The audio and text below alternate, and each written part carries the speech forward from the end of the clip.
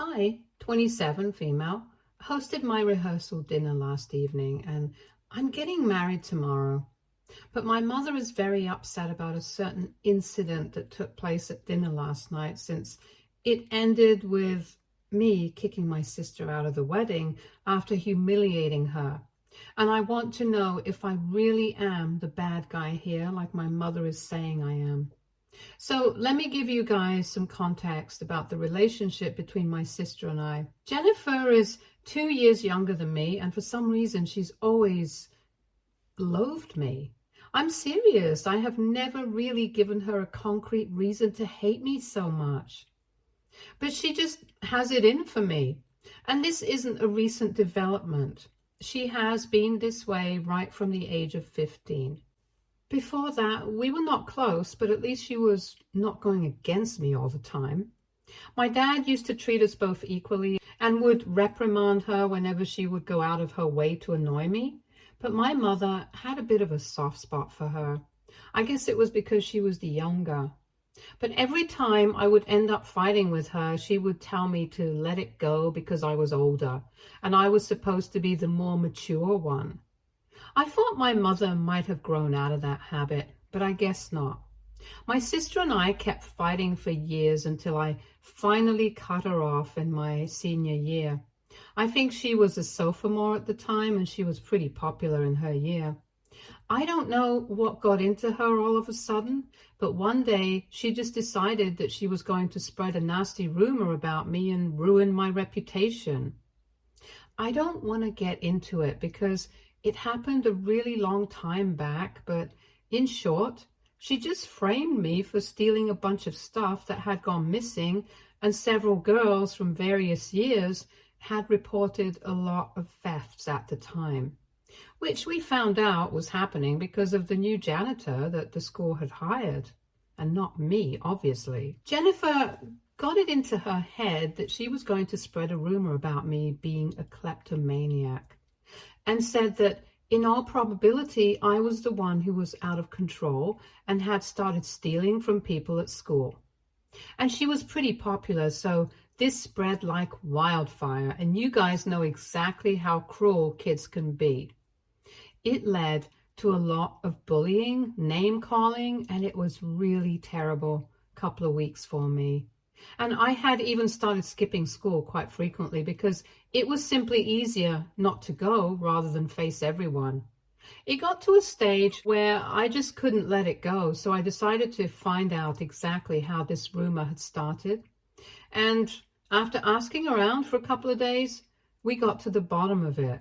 It came as a huge shock to me that it was my own sister who had started that rumor because it was just so cruel. I could have dealt with it at home, but I decided to publicly humiliate her in the cafeteria. I thought it was fair because she had also publicly humiliated me by spreading that rumor. It only made sense that I would confront her in public as well. So I went up to her and asked her if she was the one who had been spreading the rumor about me, and she had the audacity to reply with, "Yeah, so what?" That was all it took for me to start yelling at her, and I think I kind of exposed her. I started screaming in her face about the kind of rumors I could have started about her if I was as pathetic as her. And I wouldn't even have to cook up any lies because I could have just spoken the truth. I brought up how she had been two-timing her ex-boyfriend with his own cousin just a year ago, and all three of them had decided to keep it a secret to avoid embarrassment. And then I brought up how she also used to flirt with our housekeeper's son, who was 3 years older than her, only for him to complain about it to our parents. And worst of all, I exposed her for never showering during the holidays. I'm pretty sure a lot of people do that, but it's pretty embarrassing to have something like that announced in the cafeteria in front of a bunch of teenagers. After I had screamed out all her secrets in the cafeteria that day, she pretty much became the laughing stock of our high school. And I can't even say that I felt sorry about it. She was the one who started the rumor about me first, and I just put an end to it. When we came back home, we had a huge fight and both of us said pretty horrible things to each other. It was about to get physical as well, but thankfully, our parents were there to intervene at the right time. I think that was the last day that we spoke to each other, because after that, we just started to ignore each other's existence in spite of living in the same house.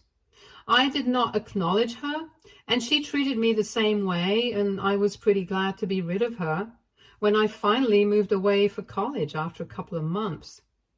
Even when I would come back from college, I would not speak to her. And just like that, 10 years have passed since we last spoke. A lot of things have changed. Both of us have our own lives. And after both of us had graduated from college, we didn't want to see each other anymore. So we would make sure that we visited our parents separately and wouldn't run into each other. Even during the holidays, I would only go and see my family after she was gone. It was an unspoken agreement between my parents, Jennifer, and I. And we had honored that for a really long time. But then, 2 years ago, my dad passed away from an aneurysm in the middle of the night. We were all together for his funeral, and after that, Jennifer and I decided to put our differences aside so that we could be there for our mother. For the past 2 years, at least on the holidays, we have gone home together, and it's been really awkward with just the three of us. But my mother tries to work with it. I was just thankful that I had my fiance and my boyfriend Jacob as a part of the family dinners for the holidays so that we could cut the tension. After my dad passed away, I would say that Jennifer and I had tried to hate each other so much, or at least pretend that we were getting along for the sake of our mother. So a couple of months back when I got engaged, my mother talked me into inviting Jennifer to the wedding as well. Initially, I was quite against the idea, but Jacob told me that it might be nice to have her because it has been 10 years since we had our last fight. And since we are embarking on a new journey together, it might be better to bury the hatchet. As corny and sappy as it sounds, it kind of worked. And while we were creating the guest list, I had decided to add my sister to it. I did not invite her to any other events, not the engagement party or the bridal shower, because that was only for close friends and family. But I decided that it would be nice to invite her to the wedding. When she received her invitation, she was nice enough to thank me for it, and even said that she hadn't been expecting one, but she was grateful that I was willing to put everything in the past. Because of her behavior, I had no reason to suspect that she might be up to something. And honestly, 10 years have passed since that incident from high school, so I think everyone should be over it by now.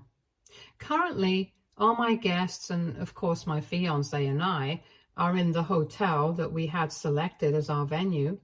It's a little distance away from the city, and we have been here for 2 days now.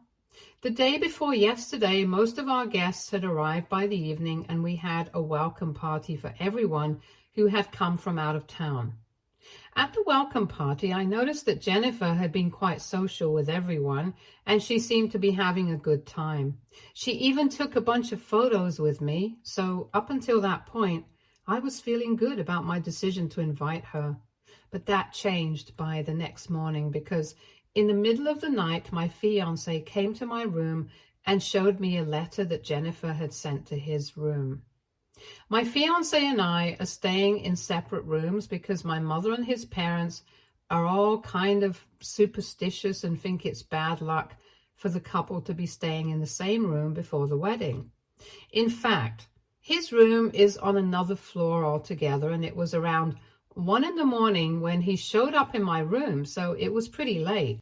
The welcome party had gone on until midnight, but after that, everyone went back to their own rooms. I was also just about to go to bed when Jacob started knocking at my door, and when I let him in, he handed me the letter. I could easily recognize Jennifer's handwriting. It's pretty unique, and I instantly knew something had gone wrong. Jacob told me that he had been getting ready for bed when, about 15 minutes ago, a member of the hotel staff brought this letter to him. He told her that the lady from room 306 had sent him, and that was Jennifer's room number. So even though she hadn't signed her name, we all knew it was her. I guess she hadn't been counting on Jacob and I having a good, healthy relationship, which is pretty stupid on her part since we are literally about to get married, since she had literally started the letter by saying that she wanted this to remain a secret between her and Jacob. Now, coming to the contents of the letter, it was pretty shocking, even by her standards. I knew that she had hated me in the past, but I thought that she would be over it by now since her behavior had been pretty normal. But in the letter, she had gone into great detail about the kind of animosity between us in the past.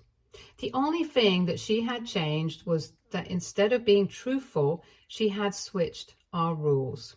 She had made it sound like I was the one who had started hating her for no reason and went out of my way to bully her.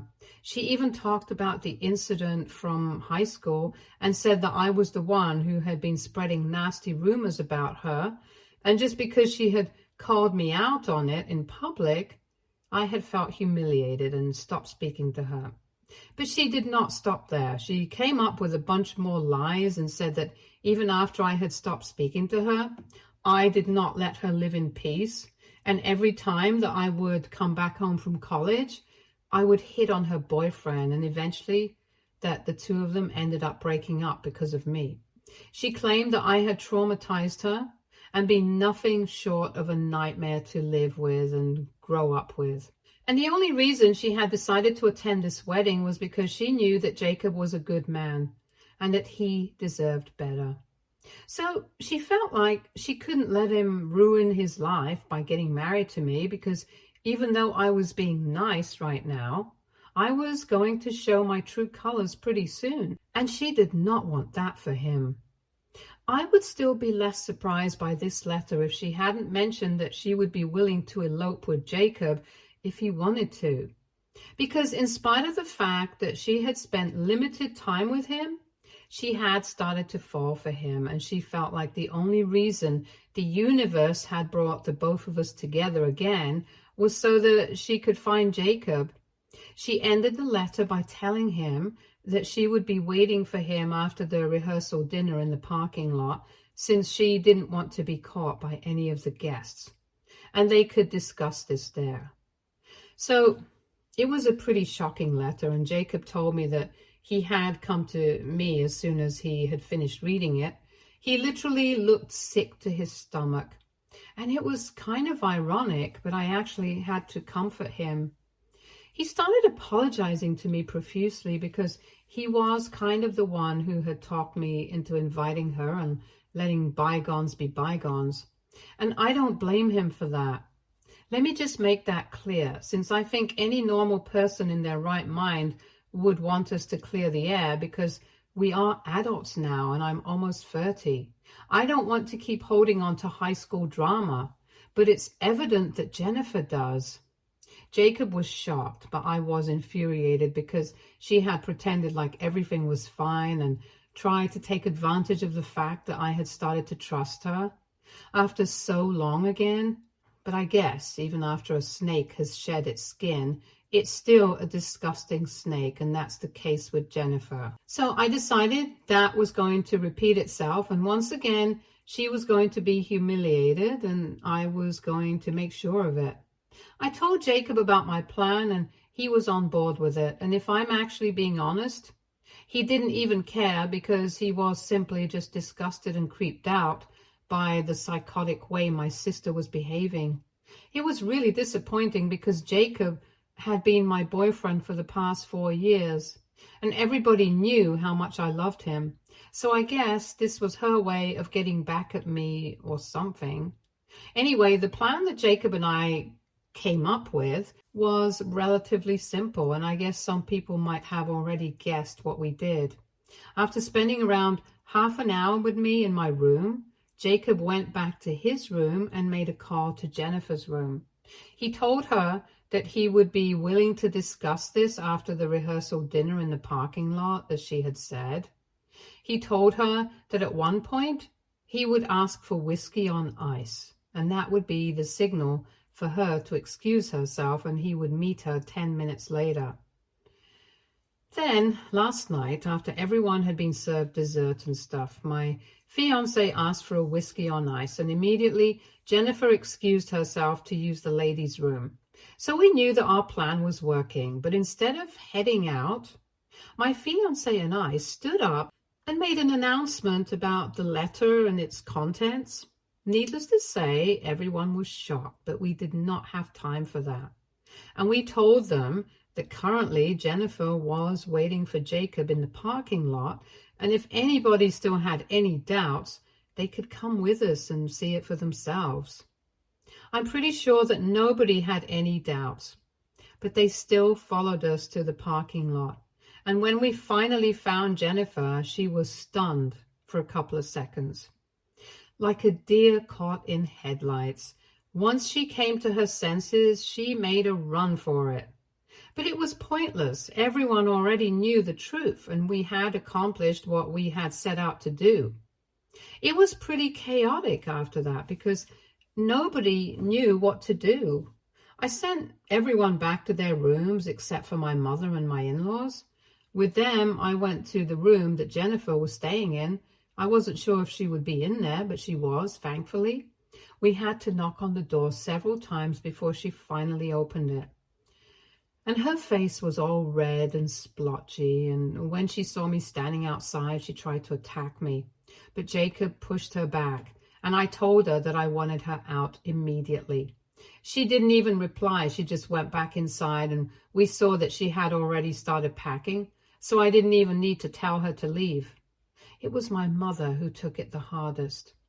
She started having a breakdown in Jennifer's room and started asking her why she would do such a thing, since we were all convinced that she didn't even like Jacob. She just wanted to stir up drama against me. Jennifer did not reply. She just quietly packed her things as quickly as she could and then left. After she was gone, there was not much to discuss, so my in-laws went to bed, but my mother stopped Jacob and me before we could leave. She told us that she could understand that we were upset because of what Jennifer had tried to do, but even then, it could simply not justify the way we acted. I was honestly confused because, in my opinion, I hadn't done anything that bad. Definitely not as bad compared to what Jennifer had been trying to do.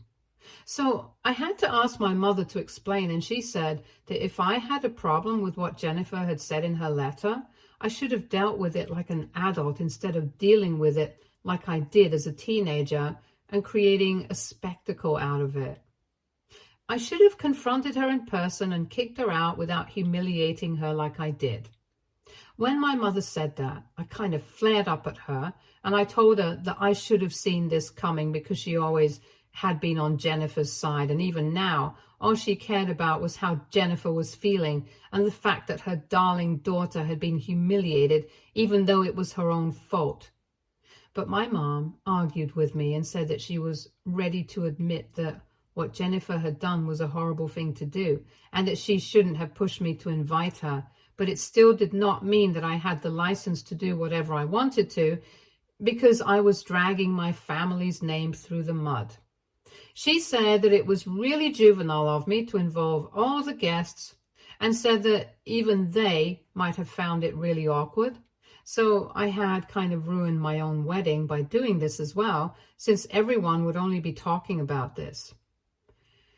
At the time, however, I did not care about that. I only wanted to get back at Jennifer, and I did that. So I told my mother that I did not care what she thought, and Jacob and I went back to our room. Today, we had a gap between our rehearsal dinner and our wedding day, and everyone was free to do whatever they wanted. So I spoke to my maid of honor and a couple of the bridesmaids and asked them if everyone was talking about what had happened the previous night. And they said that people definitely were shocked and had been discussing it, but they were going to forget it in time for the wedding. I asked them for their honest opinion if I had actually taken things too far, and most of them said that it was my choice. I wanted to deal with it, and there was no such thing as taking it too far, especially when we were dealing with someone like my sister. My mother, however, has not spoken to me since last night, and I feel weirdly guilty about what I did. maybe she was right. Maybe I shouldn't have taken matters into my own hands and humiliated her once again. Now that I think of it, it was kind of a juvenile plan, but I just wanted her to feel as bad as I had felt. Also, it's not my fault she was stupid enough to write that letter to my fiancé in the first place. Anyway, coming to my question. AITA for humiliating my sister and kicking her out of my wedding after she tried to sabotage my relationship with my fiancé? Update 1. Hey guys, so I'm getting married the next morning and I'm kind of risking getting dark circles by staying up so late at night. But I just had to get this off my chest. I had a conversation with Jacob about whatever was going on with my mother in the evening, and there were also a bunch of comments that said that what I had done was actually kind of a bit too much. A lot of people had agreed that after what Jennifer had done, I had earned the right to go scorched earth on her, but it was not like I couldn't have dealt with it in a better way. So in a way, my mother had been right about what she had said. I probably hadn't dealt with it in the best way possible, but that was my choice. Maybe I don't have to be politically correct, but you are at all times. Sometimes I can just do whatever I want without thinking of the consequences. But that doesn't mean I don't have to face the consequences. And here in this case, the consequences meant that I would have to sort things out with my mother because she was upset. So a couple of hours ago, Jacob and I went to her room and she looked a bit upset. But as soon as she saw us, she pulled us both in a hug and said that she had actually been thinking about coming to us herself. Before we could actually say anything, she pulled us inside her room, sat down, and said that she wanted to apologize for her behavior the previous night. She acknowledged the fact that she had only been thinking about things from her perspective without even bothering to think how I might have felt. Now that she had had a day to think about it, she realized that the contents of the letter were outrageous and it was not acceptable. So maybe she wouldn't have to deal with the situation the way that I did, but it's my life. I'm free to do whatever I want. And if I thought that humiliating Jennifer was going to make me feel like I had been vindicated, it was not her place to tell me what to do. I was glad that she had come to this conclusion on her own, but I also told her that she had a point and I apologized for lashing out at her as well. I thought that would be it, but she also said that she was sorry for always siding with Jennifer when we were younger, because that was why I was still under the impression that she was going to support her no matter what. But she told me that she had cut Jennifer off shortly after she had left and was planning on not speaking to her until she had apologized to both of us sincerely. And then Jacob, my mother, and I had a short discussion about how excited we were for the next morning before we went back to our rooms. So I'm pretty glad that I decided to take the advice here and talk to my mother. It definitely paid off, and now I'm going to get married as a happy woman. Update 2. Hi, so I got married to Jacob last week, and I really thought that the whole thing with my sister was over. I mean, she had already been humiliated and kicked out of the wedding, so there was literally no reason for her to come back and try to start drama with me again. But she just keeps coming back for seconds. I don't understand why.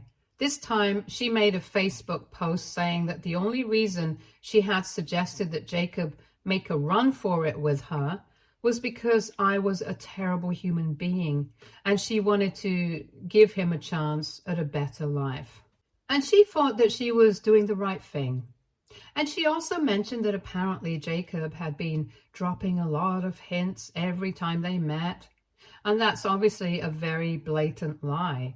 I trust Jacob more than anyone, and I know for a fact that he would never do anything to break that trust. And I think that he has proven his loyalty to me more than once. So I don't understand why she's still trying to make me question it.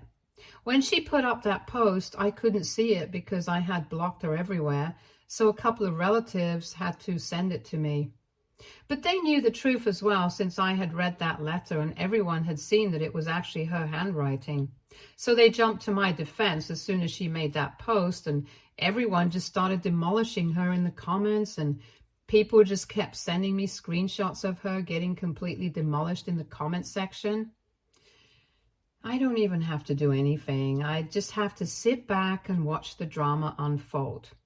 I guess she couldn't keep fighting with everyone anymore, so she took it down about half an hour back. Jacob and I couldn't stop laughing after we realized that she had to take it down because nobody was willing to buy her crap anymore. It's just sad because if she apologizes to us, she will be able to get back her relationship with our mother, the only person who will have her. Instead, she is so stubborn that she wants to continue ruining her relationship with everyone in the family, and not just her relationships. She's also ruining her own reputation by pulling off these stupid stunts, because I'm pretty sure that her co-workers and her friends can also see these posts since it was on the public setting. She just can't seem to stop making a fool out of herself, and at this point, I don't even feel mad at her. I just feel pity for her because I still don't know what exactly happened to turn her into someone like this. But whatever it is, I just hope she gets over it soon, because this kind of obsession with someone else is just not healthy. Update 3. So after my last update, a lot of people in the comments had suggested talking to my mother so we could actually find out what exactly had happened that made my sister into the kind of person that she is. And to be honest, even I was pretty curious to know because, like I said, she did not have any problems with me until she was around 15. So something must have gone wrong at that point for her to start resenting me so intensely. I called my mother up a couple of hours ago to ask about it, and she told me that she doesn't really have a very clear memory of it. But a couple of years back, she actually had a discussion like this with Jennifer. And Jennifer had mentioned something about how she was sick of constantly being compared to me. The only problem was that I honestly couldn't think of anyone in our family who compared her to me. We're not people who would do that. And besides, we were pretty much equal at most things. It was not like one of us was prettier or more attractive than the other, and even when it came to our education, we were on equal footing. But my mom told me that apparently when Jennifer was 15, she had been dating a guy from my year, but he had forced her to keep it a secret. And he was the one who constantly kept comparing her to me, presumably because he had a thing for me. But I remember having rejected him several times. I guess that led to some internal issues that I was never able to find out about, since Jennifer never told me about the relationship that she had with that guy. And then that incident took place in high school, where I completely humiliated her. So that definitely didn't make things any better. And apparently people had made fun of her for several months afterward. And even the guy she was dating had dumped her after the incident. But I didn't even know about that since I had already graduated. All these things that added up, and she had started resenting me more than ever. I just wish she had spoken to me about the boy who kept comparing her to me. Maybe we would have been able to sort things out back then. But now it's too late. Maybe someday we will be able to clear the air, but right now, all I can do is just feel bad for her. But thankfully, Jacob and I are leaving for our honeymoon in a couple of days, so maybe that will help distract me. Stay tuned for more stories from our girl relationships.